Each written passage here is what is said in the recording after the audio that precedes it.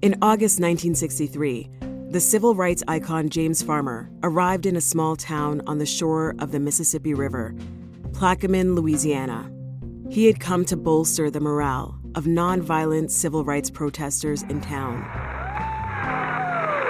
So we are marching all over the country, you see.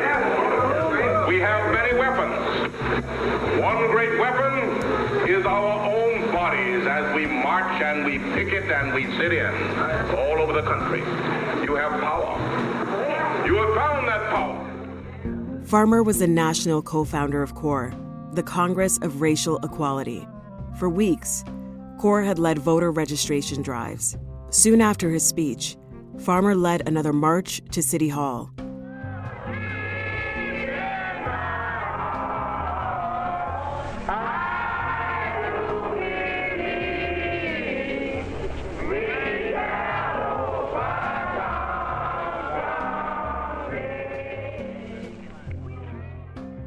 The march never finished.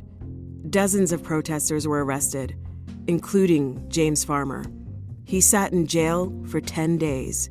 Farmer was actually scheduled to speak at the famous March on Washington at that time. But he decided to stay in Louisiana because he thought it was important to help boost the morale of the people in Plaquemine. A couple days later, Farmer was suddenly released from that cell, without bail. But that's not where his story in Plaquemine, Louisiana ends. I got out and then followed the most unlikely and the strangest episode in my life. This is the Louisiana Civil Rights Trail podcast, a series that explores some of the most significant events of the movement which happened in the state and how they changed American history.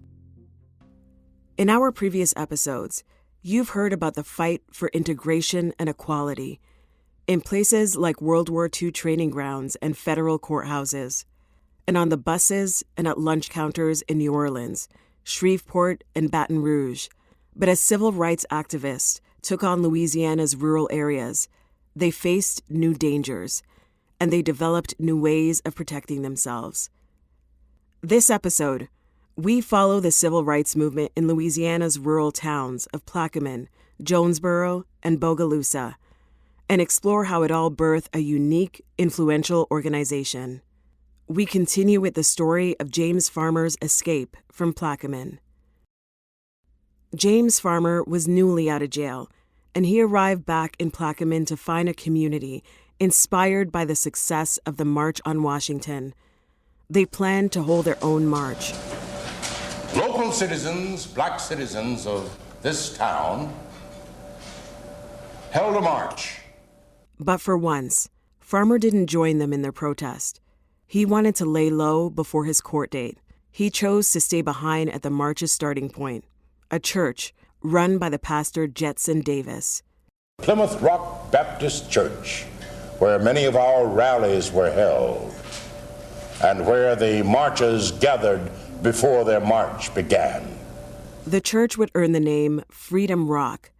Farmer recounted this story as a part of a series of lectures at the University of Mary Washington. The march began with 1,000 people. They left the church and headed into town. But it wasn't long before they were stopped in their tracks. State police, state troopers mounted the horses and rode into the crowd of marchers. The marchers fled. As many as 700 people retreated to the church. Ronnie Moore was CORE's field secretary for Louisiana. He remembered in an oral history that the governor, Jimmy Davis, had ordered the demonstrations stopped. Jimmy Davis sent in state troopers and they deputized local white people around the parish, and they stormed the church and crowd dispersed throughout the little town of Plaquemine. A few of the horses were prodded right up the steps into the church. It soon became clear that there was another goal besides breaking up the march. They wanted to find James Farmer because they considered him an outside agitator. Farmer needed to escape, but where? Out back of the church, there was a field, and on the other side of the field was a Good Citizen funeral home. Farmer and other Corps members slipped out of the church and headed through the field toward the funeral home. And so we began crawling in 2s, 3s, or 4s through the tall grass and weeds to get to the back door of this house, this funeral home. The funeral director, Lizzie Powell, let them in, and soon the mob arrived at her door. Yelling, "Come on out, farmer! We know you're in there! We're gonna get you!" In an amazing act of bravery, Powell, the funeral director, went to the door and demanded that the mob come back with a search warrant. Her courageous stance against them was also a technique to stall the agitated crowd. While she distracted them, Farmer and the pastor of the church, Jetson Davis, slipped down to the basement garage where the hearses were parked. Farmer jumped into the back of one of the hearses and was whisked away safely. My driver floored the accelerator and the Cadillac lurched forward. And we took off at high speed on dirt and gravel roads, back way to New Orleans. Up next, a new organization forms to protect rural Black communities in their push for civil rights.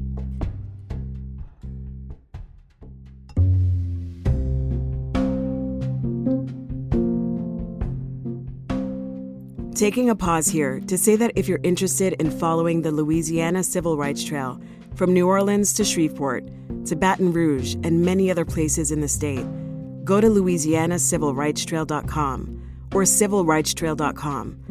It's a great way to learn more about the sites and begin planning your trip. Okay, back to the story. 1 year after James Farmer's narrow escape in a hearse, America's legal landscape changed significantly. The Civil Rights Act of 1964 abolished segregation laws. Jim Crow was officially illegal. But in the small rural town of Jonesboro in northern Louisiana, that federal order brought little change. The town remained segregated. This was the Freedom Summer of 1964, and as a result, the Congress of Racial Equality, CORE, focused its attention on Jonesboro by challenging public segregation. CORE members also began launching voter registration drives throughout the community. They made a home their headquarters and called it the Freedom House. The civil rights activists' efforts were met with resistance and intimidation. Crosses were burned on lawns, and 5 churches, a Masonic hall, and a Baptist center were burned down. At the same time, a unique police unit showed up to the scene. Jonesboro had the only volunteer, fully official Black police unit in the South, says former Tulane historian Lance Hill. Frederick Douglass Kirkpatrick, who was a teacher at the Black high school, a football coach, went to the local police chief and said, "We want to have a small volunteer Black police force to monitor the Black community and these civil rights workers that are coming in, to offer them some protection." And the police chief agreed. Kirkpatrick and his officers had been patrolling and protecting the neighborhood under official authorization from the town. Ultimately, the town disbanded the volunteer police unit, but another group had taken it upon itself to defend the neighborhood and civil rights workers. Simultaneously, some of the local men, they began to defend the core house, which was called the Freedom House, against any kind of threats. With the police unit disbanded, these men formed a new group called the Deacons for Defense and Justice. They were armed and practiced self-defense, and they were made up mostly by veterans with combat experience who had served in the Korean War and in World War II. Their founding leader was named Ernest Thomas, whose nickname was Chilly Willie. Under Chilly Willie, the Deacons for Defense in Jonesboro took on the role of patrolling and protecting civil rights workers and the community. Former New Orleans television anchor Norman Robinson describes their philosophy as fairly simple. They were quite remarkable men. You know, they said, you got guns, we got guns too. Now let's see what happens. The Deacons don't receive much attention in the history of the civil rights movement, but it should be noted that after the founding of the Deacons in Jonesboro, other rural towns adopted similar tactics. There were ultimately 21 Deacon chapters in all, founded across Louisiana, as well as in Mississippi and Alabama. The first and most significant of these new chapters formed over 200 miles away from Jonesboro, in Bogalusa, Louisiana.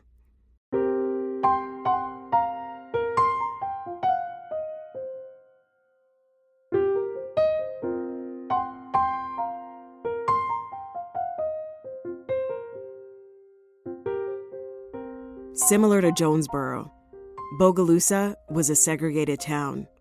A local group of activists called the Bogalusa Civic and Voters League pushed for voter registration and integration.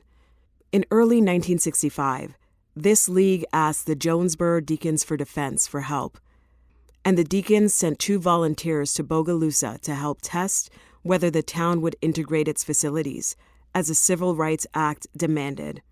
All seemed to go well when they arrived and began their test. The first day was peaceful and successful. The core organizers and local volunteers walked into segregated restaurants, movie theaters, and a local library without trouble. It was highly organized. The local police seemed to cooperate. The town fathers did not want violence if they could avoid it. A few days later, the core workers returned to plan more testing of establishments that had remained segregated.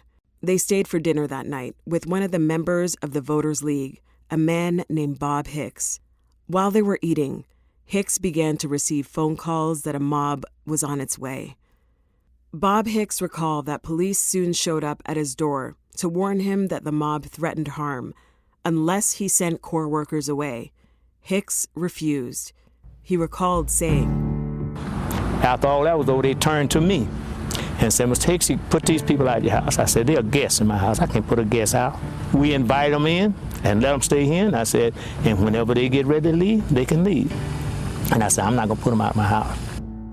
This tape is from an oral history in the Louisiana State Archives. The police said they would not stay to protect Hicks. Without police protection, Hicks called out to friends in the area.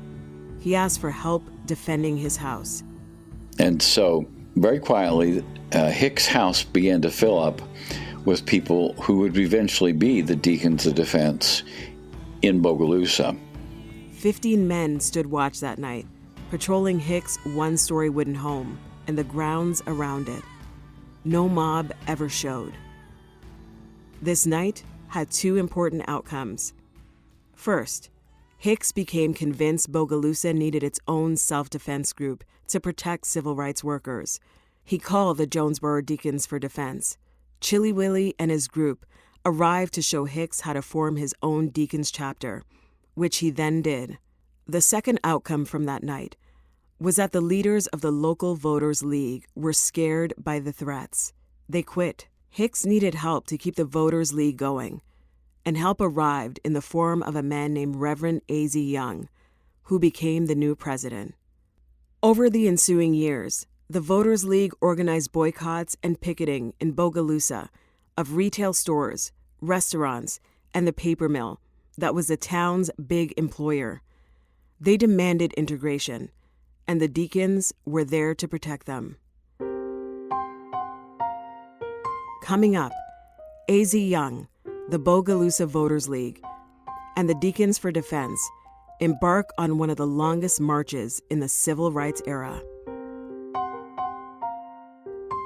If you go back to the first episode of this series, the first story that you heard featured a World War II tank battalion, a troop known as the Panthers. One of the leaders of the Bogalusa Voters League, A.Z. Young, was also a veteran who fought in that battalion. This is where the turning point actually came in my life, where I was willing to stand up and to fight not only for myself, but for my people, wherever they be. He later said it drove his civil rights work. I had this type of experience where I had to participate in war affairs, and I felt to believe at this point, as returning back to America, whether it be Bogalusa or New York or Los Angeles, that this same privilege is executed by whites should be executed by me, because there is no more that no man can do than to risk his life for his country. And he should be entitled to the same thing, same privilege. In 1967, A.Z. Young wanted an audience with Louisiana Governor John McKeithen to address racial discrimination. Former television anchor Norman Robinson explains. He had been monitoring the unjust treatment of African Americans, and not only in Bogalusa, but all over the state. And so he started writing letters to Governor McKeithen at the time, protesting the police brutality of African Americans and protesting the segregation of schools. And he never could get an answer from Governor McKeithen. Young had a second goal. He wanted to allow Black Louisianans to travel the highways without fear. Those two goals, one, to reach the governor, and two, to free the highways, led Young to organize a march. I have constantly been in touch with the governor. We have called him on telephones. I can to return the calls. And recently I mailed a letter to the governor, and he's failed to respond. So I felt as though that some type of visit should be paid upon the state capitol. A.Z. Young announced that he would lead a march from Bogalusa to Baton Rouge, a route that stretched 105 miles. His mission was to deliver a list of grievances to McKeithen regarding employment discrimination and the election of 10 African Americans running for local offices in Bogalusa. He was fearless. He was totally fearless, and he would not take no for an answer. After all those letters that he sent and all those phone calls that he made that went unnoticed, he was determined that he was not going to be turned back. He was going to be heard. The march left Bogalusa on August 10, 1967, with only a few dozen participants. They included Young and the other Voters League leaders, Gail Jenkins and Bob Hicks, as well as a few deacons to defend them.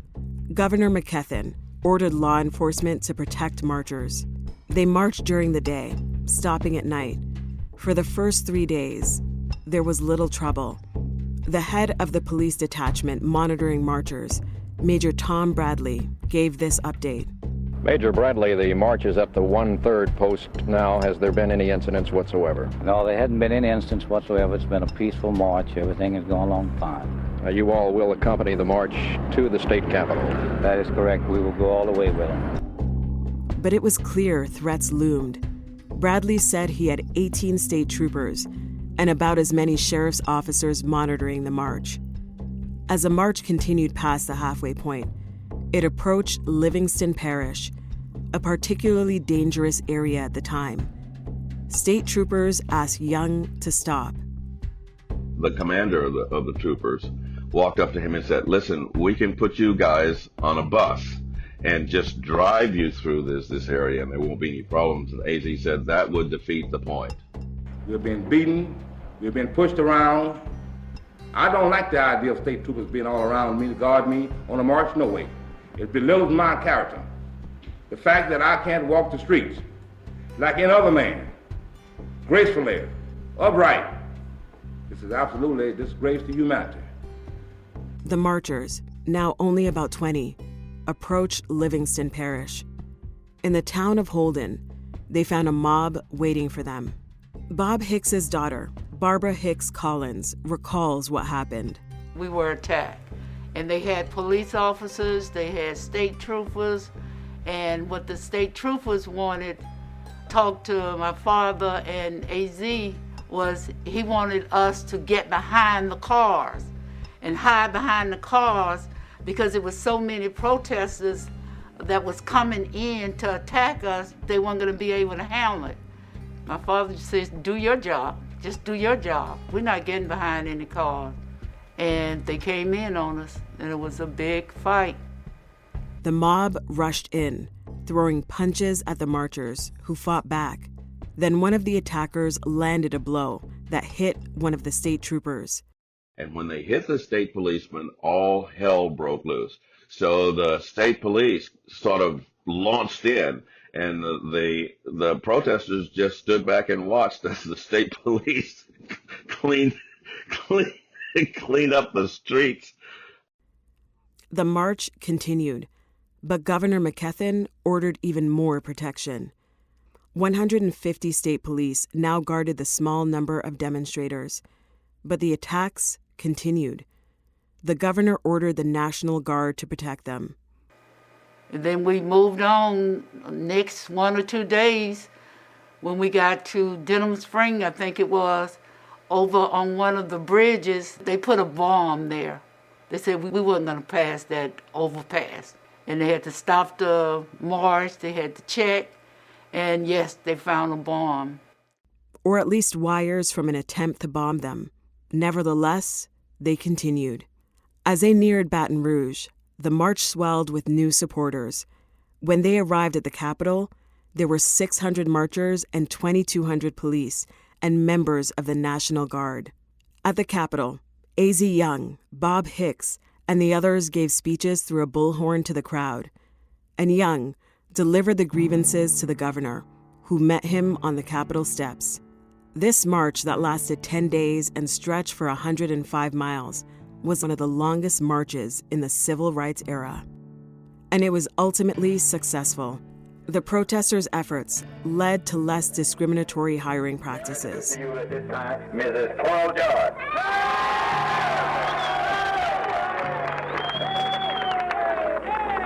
Ladies and gentlemen, this is a great opportunity to be here today to see all of my black soul sisters and brothers here today. As I was coming through... Historian Lance Hill describes the march and these speeches as a final public action of the Bogalusa Deacons. Over time, the Voters League became a more traditional political club that endorsed candidates and sought to turn out voters. The work of the civil rights movement was nowhere near done, but Hill says the Deacons had sparked a change. They had shown what standing up to terror campaigns could achieve. Eventually, the people became the Deacons, and at that moment, the Deacons became the people. From courtrooms and colleges to the streets of cities and rural towns, the civil rights movement swept through Louisiana. Homegrown heroes showed a path forward against the segregation and suppression of the times. If you visit Bogalusa, there is a placard outside a one-story wooden house, which is Bob Hicks's house.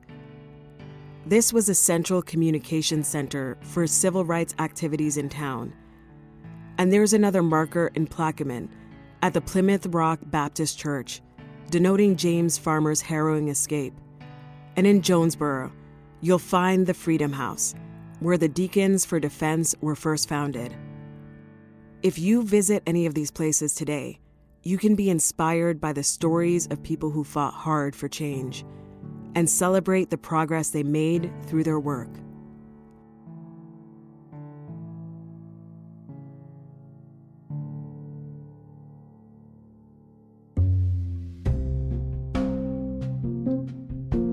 After listening to this podcast, follow the actual Louisiana Civil Rights Trail throughout the state.